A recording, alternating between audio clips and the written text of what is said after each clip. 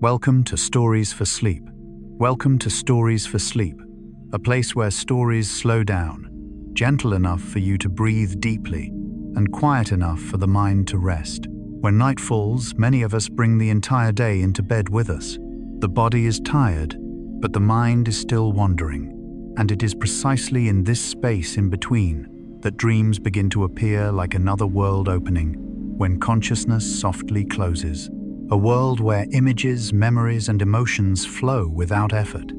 In this video, we will move together through the most relaxing truths about dreams, not to analyze or decode them, but simply to listen. From the perspective of Carl Jung, dreams are not random events, but the gentle voice of the deepest part within you. When listened to in the right way, they do not wake you up, they help you let go. You do not need to focus. You do not need to remember. Just allow the sound to be there and let yourself drift. If you enjoy gentle stories that help the mind settle before sleep, please consider subscribing to Stories for Sleep and join me for many quiet nights ahead. And now, we begin. When night arrives and the light slowly withdraws from the room, something familiar happens to many of us. The body is ready to rest, but the mind refuses to sleep. Wandering thoughts, fragments of the day, unnamed emotions all move quietly through awareness, making sleep feel delicate and uncertain. And in that very moment, dreams begin to open, like another doorway of the mind. Dreams appear every night, naturally, without effort, without control, without instruction. They carry us into a world where logic steps aside and images, memories, and emotions begin to speak. Sometimes dreams are gentle, sometimes strange, sometimes difficult to understand, but they are rarely meaningless. The challenge is that in our busy, alert daytime lives, we often leave no space to listen to our own dreams. From Carl Gustav Jung's perspective, dreams are not random byproducts of a tired brain, but the voice of the unconscious, the deepest layer of the human psyche. It is where unfinished experiences, unspoken emotions, and unprocessed inner movements continue to live. Jung believed that dreams do not come to confuse us, but to help maintain inner balance in their own quiet way. This video is not meant to interpret dreams as right or wrong, nor does it ask you to analyze or remember anything. Instead, it offers a gentle journey through the most relaxing truths about dreams. Why we dream, what the brain does during sleep, why dreams feel both familiar and strange, and why you do not need to fully understand your dreams to sleep more deeply. As you listen, you do not need to concentrate. You do not need to hold on to every word. Simply let the sound guide you. Allow consciousness to step back and permit dreams, whether from tonight or from long ago, to exist just as they are. Perhaps that very letting go is what your sleep has been waiting for. And when you are ready, we will begin, very slowly, very gently, from that familiar yet unfamiliar world, the world of dreams. Part 1. When sleep opens another world, there is a very special moment each day that we rarely notice. It is when the light is off, the body is still, and daytime thoughts begin to leave the center of attention. Consciousness gradually loosens its habitual role of control, and in that quiet settling, dreams begin to appear uninvited, unnamed, yet always arriving on time. Dreams do not require effort to exist. They do not need planning, logic, or permission from reason. Like a world that generates itself at night, dreams open their own space where images flow naturally, where people appear and disappear, where stories unfold without anyone writing the script. This absence of effort is what makes dreams so gently soothing. In the dream world, everything flows. There is no need to ask why, no urgency to understand immediately. A familiar face may stand beside an unseen landscape. An old memory may blend with something that never happened. Dreams do not strictly separate past from present or reality from imagination. They follow a different kind of logic, the logic of emotion. From Jung's perspective, dreams are where consciousness steps aside and the unconscious is allowed to speak. In dreams, the mind does not try to express correctly. It simply reveals what is alive within. That is why dreams carry memory, imagination, and unnamed emotion all at once. A dream may begin from a very small detail of the day, a glance, a passing sentence, an unprocessed feeling. But in the dream, that detail no longer stands alone. It is placed beside other images, other emotions, forming a soft, sometimes strange, but rarely unfamiliar current. Because dreams in the end are made of you. What is interesting is that when we dream, we rarely feel that anything is wrong. No matter how illogical the dream may be in that moment, it feels true. This happens because consciousness, the part that judges, compares, and doubts, has stepped back, making room for a part of the mind that does not need to justify its existence. Here, dreams become a very gentle invitation. Not an invitation to analyze, not an invitation to decode, but an invitation to let go. To let go of the long day and unfinished tasks. To let go of the story you tell yourself while awake. To let go of the need to understand control or get things right. Listening to stories about dreams is not about remembering details, but about allowing the mind to enter a slower, deeper rhythm. Like standing by the ocean at night, you do not need to count the waves. You simply let their sound become the background for your breath. Dreams open another world, not to escape reality, but to keep the inner life from drying out. And before sleep, that may be the gentlest gift the mind can receive. A space where it does not need to do anything at all, only to be. If you notice your breathing slowing, if your thoughts feel softer, less sharp, if you no longer feel the need to hold the story tightly with reason, then this is exactly where this journey is meant to bring you. From here, we will continue very slowly to move deeper into that world. Not to explain dreams, but simply to be with them. Part 2. Why do we dream? The major theories. When speaking about dreams, humanity has long asked a question that seems simple, yet has never received a complete answer. Why do we dream? Why, when the body rests and the eyes close, does another kind of activity quietly awaken within us sometimes? Even more vivid than waking life, modern science offers many hypotheses. Some suggest that dreams help consolidate memory. Experiences from the day do not disappear during sleep. They are reorganized, filtered, and connected. In dreams, fragments of memory are placed side by side without strict logic, yet with deep emotional honesty. Important experiences are retained while unnecessary details gently fade away. Other theories see dreams as a space for emotional processing. During the day, we must control ourselves, our words, reactions, behaviors. Many emotions remain unexpressed. At night, dreams allow those emotions to appear freely, without judgment, logic, or restraint. Sadness, fear, joy, longing, regret all may merge as the mind quietly comforts itself by allowing everything to exist. Some researchers view dreams as a safe environment for rehearsing responses to danger. In dreams, we can flee, confront, fail, or survive threats without real consequence. Yet even when dreams feel intense, the body remains protected, as if the mind works while the body rests. Others note that creativity flourishes in dreams. When logic recedes and familiar barriers dissolve, new connections form. Ideas arise not because they are sought, but because they are allowed to surface. What matters most is this: no single theory excludes the others. Dreams do not serve just one purpose. They may organize memory, process emotion, rehearse response, and nourish creativity all at once softly. From Jung's perspective, dreams exist not to serve consciousness, but to maintain balance within the whole psyche. The unconscious continuously compensates for what consciousness neglects or exaggerates. Dreams are thus a natural act of healing, quiet, non-invasive patient. Both science and psychology agree on one thing: dreams are not meaningless. Even when we do not understand or remember them, they continue their work.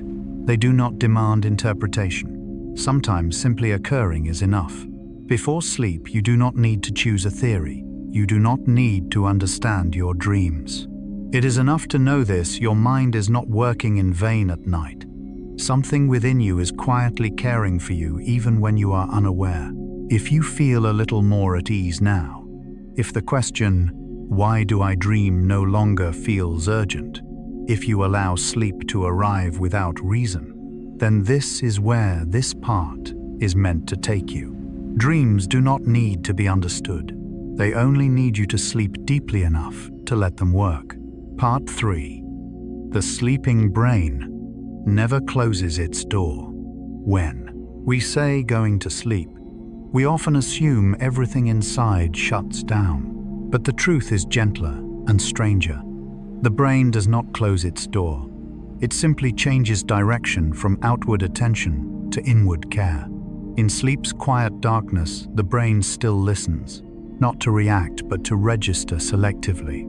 Distant sounds, steady rain, a calm voice they may enter without waking consciousness.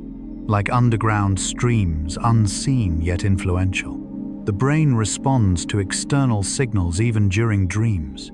A familiar sound may weave into a dream. A repeating rhythm may soften it, but the brain filters carefully. Only signals that preserve safety are allowed in. This is comforting. Even in sleep, something within you stands guard. During this time, memory is gently reorganized. Experiences are arranged by emotional resonance, not chronological order. What matters most is not social importance, but inner impact. Some experiments show that memory can be reinforced through gentle sound during sleep learning without awareness. Sleep is not empty. It is quiet labor. Scents, too, move directly toward emotion. A familiar, safe scent can deepen sleep or soften nightmares without appearing in the dream itself. Jung understood that the unconscious communicates through atmosphere, rhythm, and feeling, not words.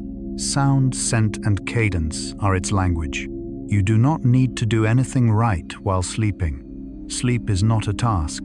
It is a space where natural processes continue.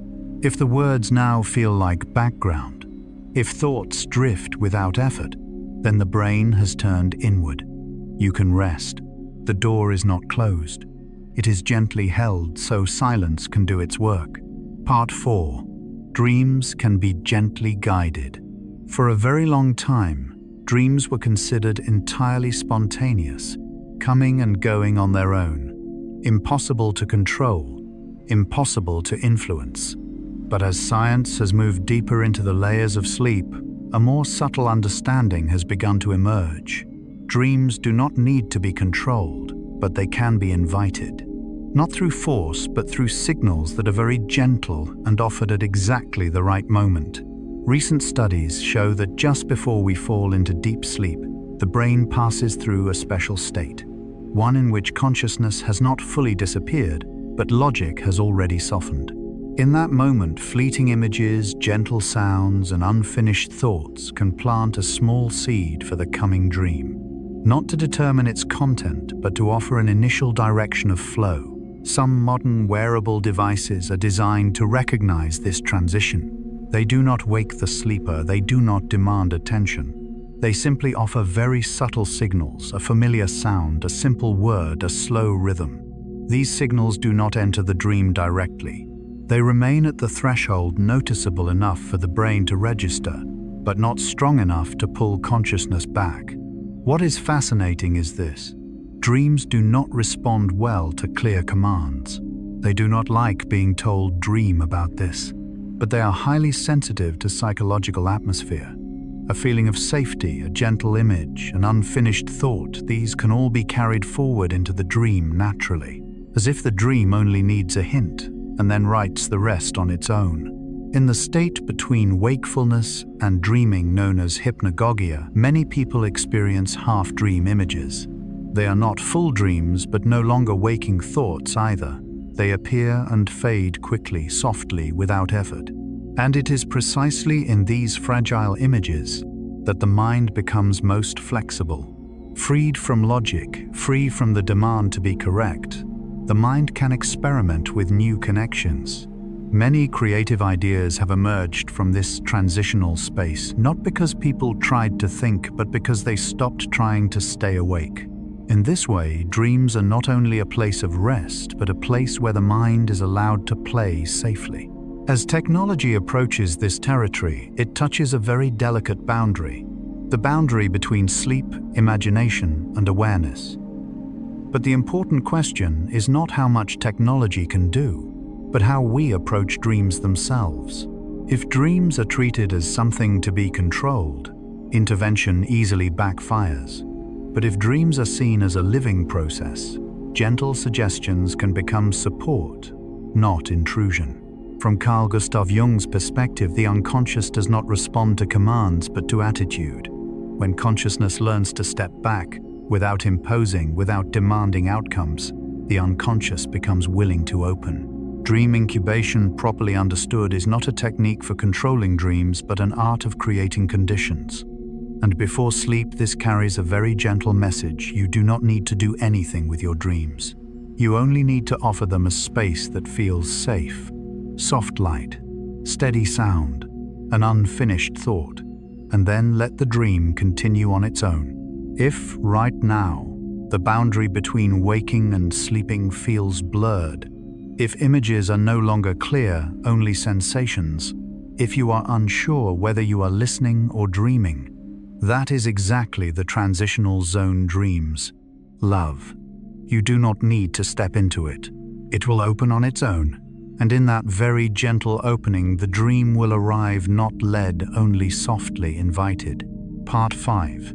Lucid dreaming. When you know you are dreaming, there are rare moments in the inner life when two worlds that usually remain separate touch each other. One of those moments is lucid dreaming, when you are dreaming and at the same time you know that you are dreaming, not fully awake, not fully asleep, just a fragile meeting point where awareness opens slightly and then pauses.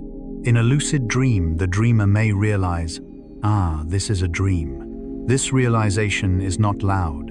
It does not necessarily shatter the dream. When it arrives gently, it can create a very special space where you are no longer completely swept away, but also not trying to control anything.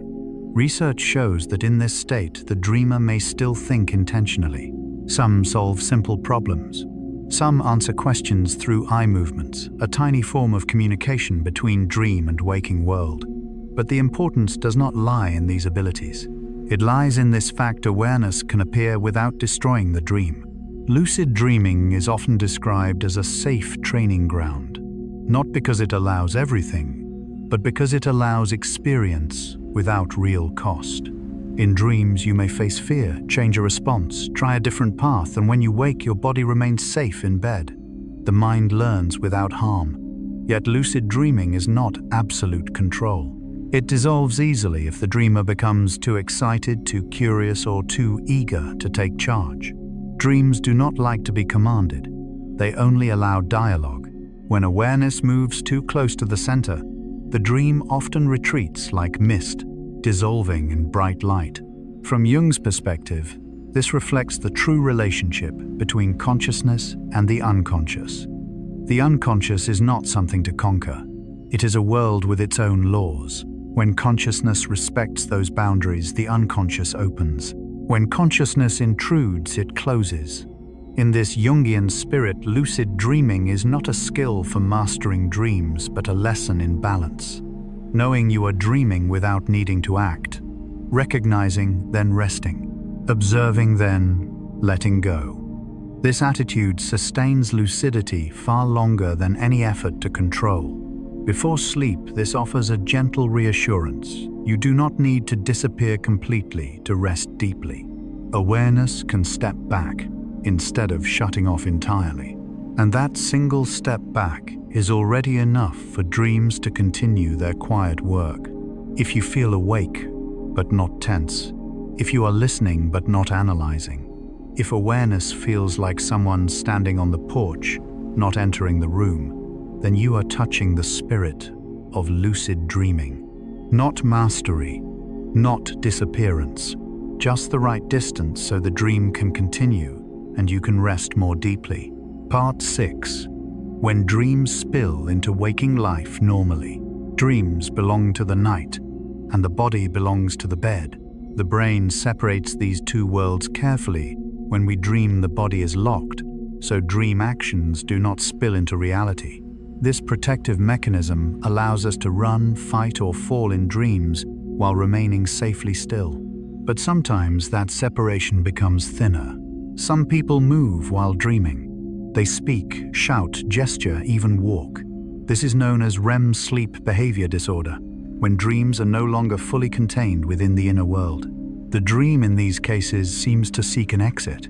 From the outside, this may appear alarming, but at a deeper level, it signals a slight misalignment between brain and body.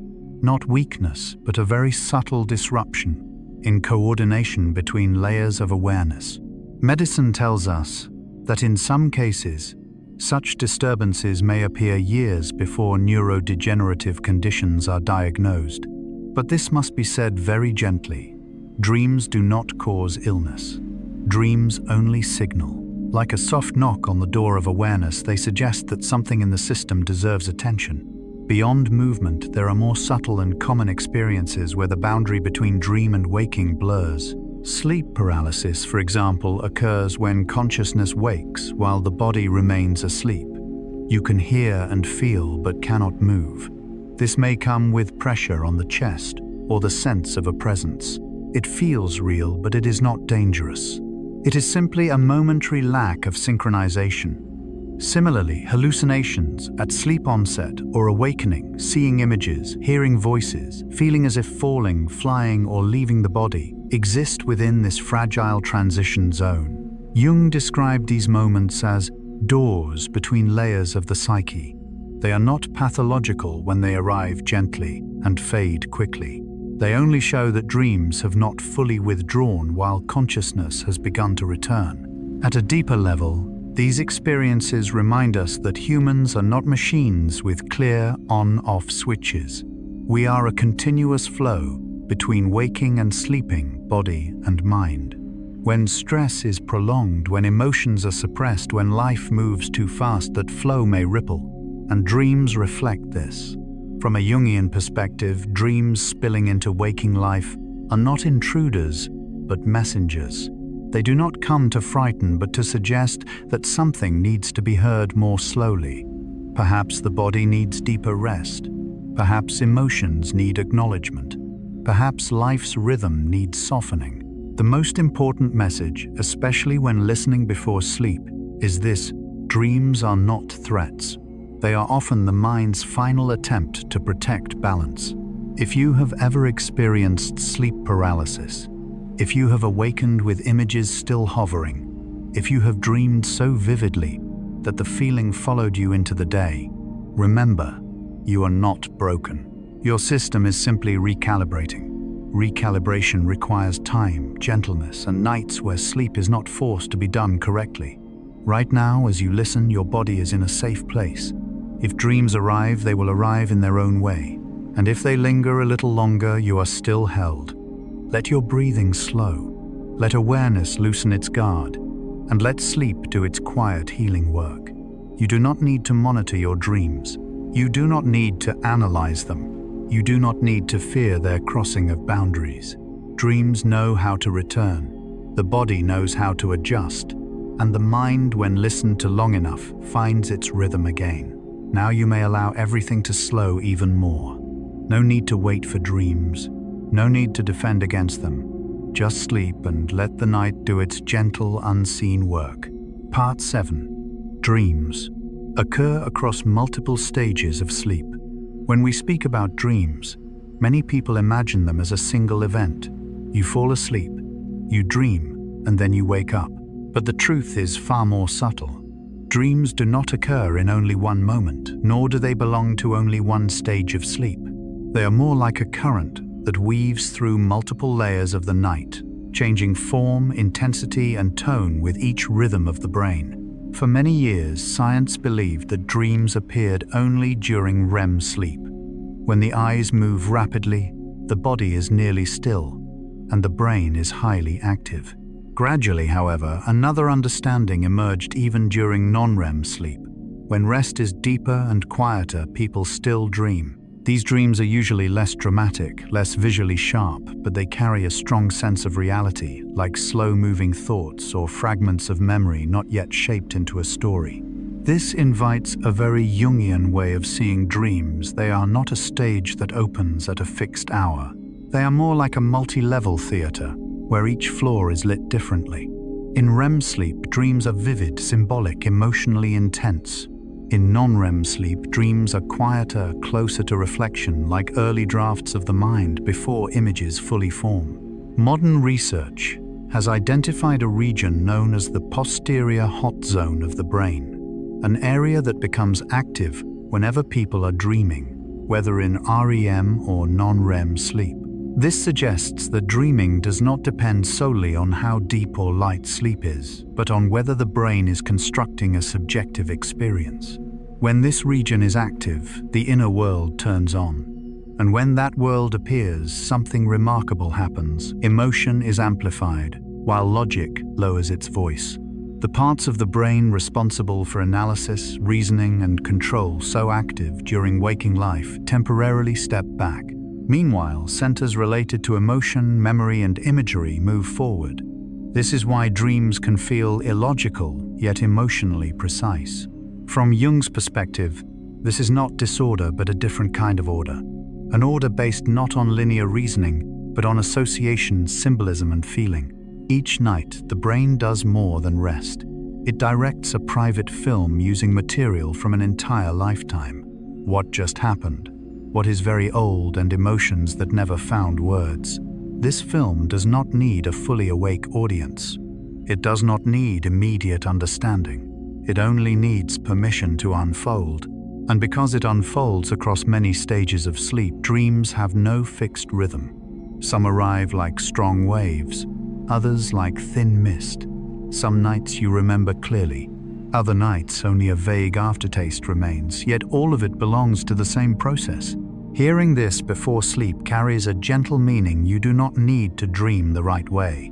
You do not need vivid dreams, beautiful dreams, or meaningful dreams. Whatever stage of sleep you enter, your mind is working in the best way it can. Even if you remember nothing in the morning, the film has still played. It simply did not leave a ticket behind. And perhaps the most comforting thought is this: each night as you sleep, your brain is quietly caring for you. It organizes experiments, connects, and releases. It gives emotions a voice when daytime has been too busy. It allows logic to rest, so the inner space can breathe. If right now you feel everything slowing down, if you no longer try to imagine what kind of dream will come, if you accept that tonight, whether you dream much or little, you are still being cared for, then you have already entered the right rhythm of sleep. Let the brain create its own film. You do not need a front row seat. You do not even need to watch. Just sleep and let the night tell its own story. And there is something very gentle in realizing that dreams are not confined to a single moment of the night. They do not wait for a specific door to open. Instead, they move through the entire structure of sleep like warmth, spreading slowly through a dark room. Whether you are deeply asleep or just touching sleep, the mind is still whispering to itself. During non-REM stages, as the body grows heavier and breathing deepens, the brain becomes quieter and dreams change shape. They are no longer vivid stories. They become sensations, ideas, floating fragments of memory. You might not call this dreaming, but it is still an inner experience, one where the mind arranges what could not be arranged while awake. As the night moves into REM sleep, dreams gradually take clearer form. Colors appear, characters emerge, spaces open. Yet the brain does not switch from not dreaming to dreaming. It simply changes how it tells the story. The same current continues, now choosing images instead of sensations, stories instead of afterglow. The posterior hot zone, identified by science as the center of dreaming experience, functions like a steady background light. When that light is on, dim or bright, the inner world exists. This carries a deep message. You do not need perfect sleep to dream. The mind does not demand ideal conditions. It only asks that you let go. Throughout this process, there is a delicate arrangement. Emotion is allowed to lead, while logic is invited to step back. Not because logic is unimportant, but because it has already worked enough during the day. Night gives space to what cannot be solved by thinking alone. In this role, dreams act as a soft buffer between continuous days of living. In Jung's view, this is the unconscious balancing itself. It needs no interference from the ego. It does not need to be understood immediately. It only needs time, quiet, and safety. Each sleep stage is a different layer of this process, none unnecessary, none inferior. So when you wake up remembering nothing, it does not mean there were no dreams. The film simply played without being recorded, and that is perfectly fine. Not every dream wishes to cross into daytime. Some exist only to fulfill their role at night, then dissolve like mist. Hearing this before sleep is a gentle reminder you do not need to track your dreams. You do not need to expect them. You do not need to remember. Whether you drift into REM or non-REM, whether your dreams are vivid or faint, your brain is caring for you in the best way it knows how. And right now, as you lie still, as your breathing slows just a little, as thoughts loosen their grip on words, let your mind choose its own layer of sleep. No guidance needed, no supervision required. Tonight, dreams will come whether you notice them or not, and you only need to sleep just a little deeper. Part 8. Dream, content, memory, emotion, and symbol, perhaps. What confuses people most about dreams is not whether we dream, but why dreams are so strange. In dreams, things that never meet in waking life stand side by side with ease. A familiar street may lead directly into a childhood home. Someone long unseen may speak words that sound strange, yet touch the exact emotion. Time stretches and folds, space bends, and the self in the dream is no longer quite the same self from waking life. Science describes part of this as the blending of recent memory day residue with older memory dream lag. Fragments from yesterday mingle with memories from years ago. But even this explanation falls short of describing the subjective experience of dreaming. Because in dreams, memories do not appear as data, but as feeling. They are not arranged by time, but by emotional meaning. A small event from the day, a glance, a sentence, a fleeting moment, can become the center of a dream if it touches something deeper. Meanwhile, major events may disappear entirely if the mind is not ready to process them. Dreams do not care about objective importance. They care about what remains unfinished inside. This is why threats, conflicts, and social interactions appear so often in dreams, not to frighten us, but as a form of rehearsal. In dreams, the mind tests scenarios. If this happens, how would I respond? If that relationship changes, how would I feel? This is not prediction of the future, but a way to increase flexibility around unresolved situations. Dreams become even stranger in how they bend familiar rules. Physics softens. You may fly, fall without pain, pass through walls. Time loses its single direction. A moment may stretch endlessly, or a lifetime may collapse into seconds. And the ego, the eye of daytime, becomes fluid, sometimes observer, sometimes character, sometimes dissolving into the scene itself. From Carl Jung's perspective, this is not chaos, but the symbolic language of the unconscious. The unconscious does not speak in arguments, but in images. It does not organize by logic, but by emotional similarity. What matters is not what an image is, but what it feels like. Different images may carry the same meaning if they awaken the same inner state. This is why dreams resist direct translation into words. Any attempt to interpret too quickly risks losing the most delicate part of the experience. Dreams do not need immediate understanding. They need permission to exist. When we do not rush to label them, dreams can do their work, connecting fragments, softening rigidity, and expanding how we experience ourselves. Hearing about dream content before sleep offers a gentle reassurance you do not need to worry if your dreams are strange. Strangeness is not an error. It is a sign that the mind is freely experimenting. When logic rests, emotion and imagery reorganize. Boundaries loosen. Not to break you, but to make you more flexible in waking life. If tonight your dreams feel illogical, if images appear that make little sense, if the story has no clear beginning or end, remember, Dreams do not ask to be understood. They only ask that you sleep deeply enough to let them be themselves. And right now, as you listen, as your breathing slows, as thoughts dissolve into sensation, allow tonight's dreams to bend their own world freely. No tracking, no control, just sleep, and let the mind tell its story in its own way. There is something important that needs to be whispered very softly. The unconscious has no obligation to be clear. It does not exist to please consciousness. It exists to keep inner life moving, flexible, alive. And so dreams do not tell stories the way daytime narratives do. In dreams, memory is not stored like tidy files. It exists as emotional fabric, each piece with its own color, warmth, and weight. At night, the unconscious spreads these pieces out, layers them and stitches them together with threads only it understands. The result is an image both familiar and strange. Familiar because the emotion is true, strange because the logic is not. This is why distant memories appear beside recent details. A childhood friend may wear the face of someone you met yesterday. A childhood home may glow with present light. Dreams do not care about when. They care about what still resonates. And what resonates is rarely the event itself, but the feeling that has not settled. Threats and social tensions repeat in dreams not because the mind wants to disturb you, but because it is practicing safely. Being chased, lost, rejected, misunderstood, these are rehearsals without real cost. A dark stage where every mistake is allowed. Here, the bending of physics, time, and ego is not playfulness, but a deep, adaptive strategy. When rigid rules loosen, the mind learns not to get stuck.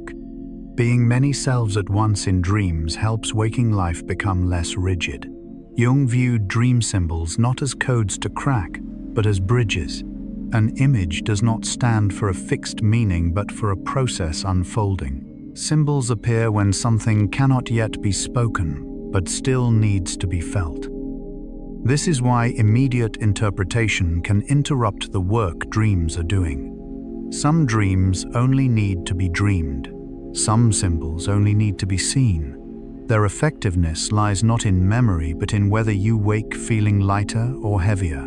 Hearing this before sleep is deeply reassuring. If tonight your dreams feel strange, fragmented, illogical, it says nothing bad about you. It only means your mind is experimenting freely, organizing itself, healing in its own way. And if tonight you remember nothing, if it feels like you passed through a dim space, if morning leaves only a faint aftertaste, that is also fine. Dreams do not require witnesses. They only need darkness and quiet to work. Right now, as these words soften into rhythm, as images blur, let tonight's dreams tell their story freely. No need to understand, no need to remember. Just sleep a little deeper. Part 9. Dreams across life stages and in animals. Dreams do not stand still. They change with us, grow with us, age with us. Looking across a lifetime, we see that dreams speak in different voices at different stages, as if the mind knows exactly what needs to be told at each moment. In children, dreams are vivid, image-rich, illogical, full of motion. The boundary between imagination and reality is thin, so dreams blend easily into waking life. Talking animals, flying simple yet intense fears, all reflect a mind learning the world. Jung believed that at this stage, the unconscious operates with minimal ego interference. Dreams are raw, symbolic, and deeply real. In adolescence, dreams change tone. They become more intense, emotional, conflicted. As the ego forms, the unconscious responds with opposing imagery, being chased, lost, falling in love, rebelling. Dreams become a rehearsal space for identity where the mind practices roles that waking life does not yet allow. In adulthood, dreams often revolve around responsibility, relationships, and choice.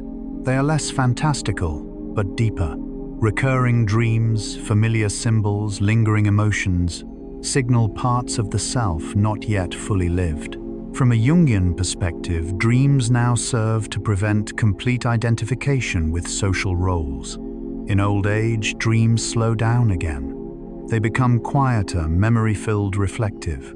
Conflicts fade. Dreams resemble a gentle dialogue with the whole of one's life. The deceased return. Old places reappear. Dreams no longer push change but help the psyche close the circle. Remarkably, dreams appear even before memory exists. Fetuses and infants spend large portions of sleep in REM. Their brains have no stories yet they dream as if dreaming were a basic tool for building the brain itself. Here, dreams are not content but function, connection, growth, preparation. And humans are not alone in dreaming. Many animals show dreamlike states. Dogs twitch and vocalize. Birds rehearse their songs. Rats replay neural paths of daytime movement. Even octopuses, evolutionarily distant, shift color and move complexly during sleep as if inhabiting an inner world. This suggests a gentle thought: dreaming may be an ancient evolutionary trait older than language, older than self-reflective consciousness. A way life learned to experiment, remember, and adapt within the safety of darkness. In Jung's spirit, something so universal and persistent cannot be meaningless. Dreaming is a fundamental function of the psyche, carried across millions of years. Each personal dream, however small, contains traces of a deep collective memory life observing itself. Hearing this before sleep can feel deeply calming. You are not alone when you dream. You are participating in something ancient and shared. When you dream, you do what infants do, what ancestors once did, what other creatures do in their own way. And right now, as you listen, as you approach your own sleep, remember tonight's dreams do not belong only to today. They belong to a long current of life. You do not need to understand them. You only need to allow yourself to continue them gently, slowly, naturally. There is comfort in knowing that dreams are not products of modern minds nor privileges of adulthood. They existed before language, before the concept of I, and carry memory deeper than any personal story. In fetuses and infants, REM sleep dominates. Dreaming here is rhythm, not narrative. A background music helping neurons connect, preparing space for consciousness. As humans grow, dreams become personal, yet retain ancient structure. Recurring motifs, falling, flying, being chased, returning home, appear across cultures and eras.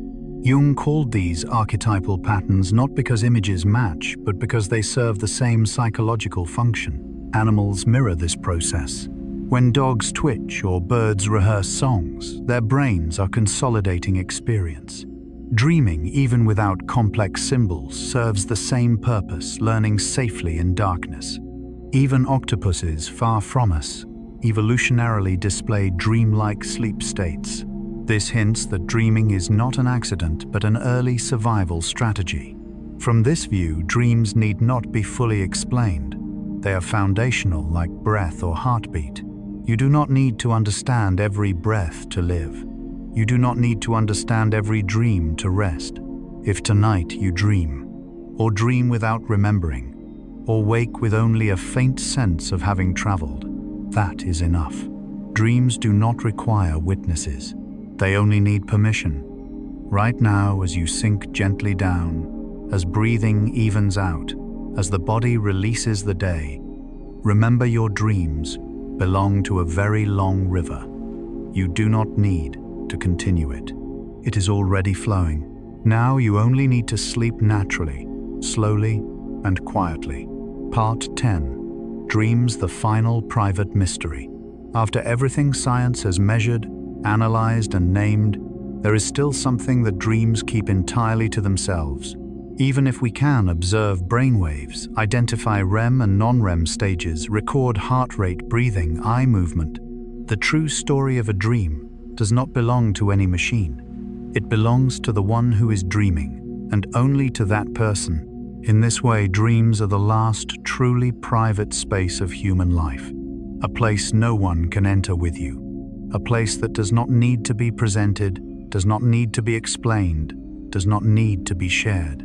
Each night when you sleep, a door opens without noise, without light, leading into a cinema with only one audience member. No ticket required, no screening schedule, no obligation to remember the film after you leave.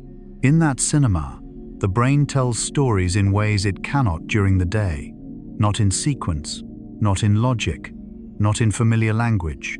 Images appear and dissolve, characters arrive and disappear. Scenes unfold without beginnings or endings. And you, viewer, character, and space at once float within it without needing to understand.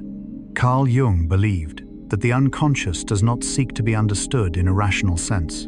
It only asks to be respected. Dreams do not demand interpretation each morning. In fact, forcing dreams to carry clear meaning can sometimes take away their greatest value, their ability to calm the mind without explanation. Some dreams you remember vividly. Some leave only a vague feeling. Some nights you wake unsure whether you dreamed at all. All of these are valid. Dreams do not judge their own experience. They do not grade themselves. They do not demand attention. They work in darkness, then quietly withdraw. And perhaps precisely because they do not need to be fully understood, dreams can become a true resting place for the mind. When during the day you must constantly think, analyze, decide, explain, night allows you to do nothing at all. No need to know who you are. No need to know what is happening. No need to understand even the dream itself. Hearing this before sleep is a gentle invitation tonight. You do not need to monitor your dreams. You do not need to remember them in the morning. You do not need to ask why. Just let them flow like an underground stream beneath the surface, cooling, softening, and moving on. Dreams do not need you to be alert in order to exist. They only need you to let go. Let go of the long day. Let go of roles. Let go of thoughts. Let go even of the desire to sleep correctly. When you let go enough, dreams will come or not come, and both are completely fine. Right now, as you listen to these final words, as the sound has grown familiar, as your eyelids feel a little heavier, allow your consciousness to step back very slowly, not disappearing, just moving slightly aside. Behind it, dreams are opening their private cinema. You do not need to enter yet. You do not even need to watch. Just sleep and let that deeply private mystery do its quiet work. Wishing you a peaceful sleep. A dream or no dream is already enough. In that moment, consciousness has not completely vanished, yet it no longer holds control. Thoughts become scattered. Words dissolve into rhythm. Images lose their sharp edges, leaving only a vague sensation as if standing before something vast and very still. It is precisely in this transitional space that dreams do what they do best. They create a world without a controller. No one commands a dream to appear. No one decides its content. It comes when there is enough quiet, and it leaves when it is complete. Dreams do not follow the schedule of consciousness. They follow their own rhythm. Science can tell us which brain state is active, which regions are firing, which waves are moving across the cortex. But science cannot step inside the story. It cannot know why that image appears to you and not to someone else. It cannot know why the same symbol feels different to different people. And perhaps this is exactly why dreams remain the final private mystery, a place each person is allowed to keep for themselves. In daytime life, very little truly belongs to us. Language belongs to society. Roles belong to circumstance. Expectations belong to others. But in dreams, nothing needs explanation. You do not need to prove you are right. You do not need to perform an identity. You do not need to accomplish anything. You simply exist within a flow of images and feelings that ask no effort.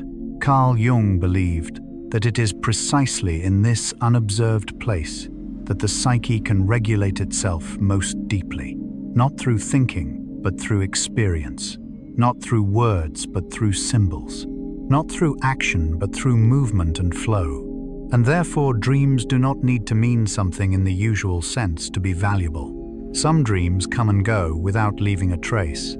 Some leave only a faint echo, like the sense of having passed through a familiar place without remembering its name. Some dreams, even without remembered content, leave you waking in a different state, lighter, slower, deeper. That is how you know the dream has finished its work. even if you never noticed. At this point before sleep, perhaps the most important thing to keep is this: you do not need to do anything with your dreams. You do not need to wait for them. You do not need to observe them. You do not need to remember them. You do not need to understand them. You only need to create the conditions, a space dark enough, quiet enough, safe enough, and let dreams come if they wish.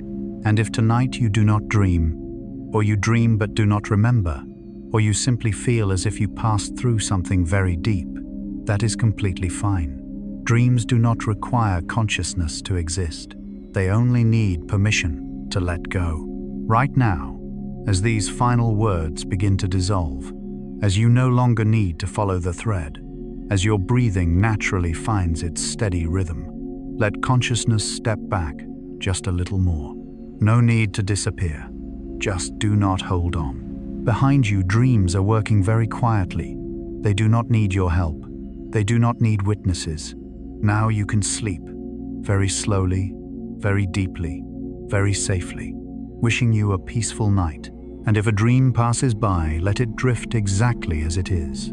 After this long journey through the deeper layers of dreaming, perhaps what matters most is not what you have understood, but what you no longer need to understand. When it comes to dreams, the unconscious, the worlds beneath awareness, knowledge is only the opening door. True rest begins when even that door is gently set down. Dreams, as we have listened together, are not puzzles that require solutions. They do not ask you to remember, analyze, or interpret. They come each night like an underground river flowing beneath waking life, carrying memory, emotion, and things not yet spoken. And when morning comes, that river quietly recedes, leaving behind a feeling hard to name, perhaps lighter, deeper, or simply calmer. Carl Jung viewed dreams as a way the mind speaks with itself. Not through logical language, but through images, symbols, sensations. And for this reason, dreams do not need to be understood correctly. They only need to be respected. To respect a dream is to let it exist without interference, to allow it to come without demand, to allow it to leave without holding on. If you are listening at this moment, your consciousness may already feel tired. Words are no longer tightly followed. Breathing may have slowed. The body may feel heavier, warmer. This is not distraction. It is a sign that you are returning to the natural state of night. In daytime life, you must constantly manage everything: time, work, roles, emotions. But night is the rare time when you do not need to manage anything at all. You do not need to sleep well. You do not need to dream correctly.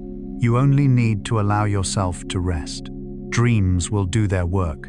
The unconscious will stand guard. The body will regulate itself. You do not need to be there to supervise. And if tonight you dream something strange, or you dream but do not remember, or you are unsure whether you dreamed at all, that is perfectly fine. There is no failure in sleep, only different rhythms of rest. The journey we have taken through questions of dreams, sleep stages, symbols, and the delicate boundaries between waking and dreaming was not meant to make you more alert. It was created so you could safely let alertness go. And now you may stop. No more thinking, no more waiting. Just let the night hold you. Before you drift fully into sleep, if these gentle stories have helped your mind slow down, if you would like to continue being lulled to rest by calm, thoughtful explorations of the human inner world, you may subscribe to the Stories for Rain Sleep channel. Subscribing not only helps you find these stories again each night, but also supports the continued creation of content that is slow, deep, quiet, and pressure-free, made for those who truly need rest. And now, you do not need to do anything more. Let the screen remain. Let the sound fade. Let consciousness step back very gently, wishing you a truly peaceful sleep. A sleep that does not need beautiful dreams, only deep enough rest.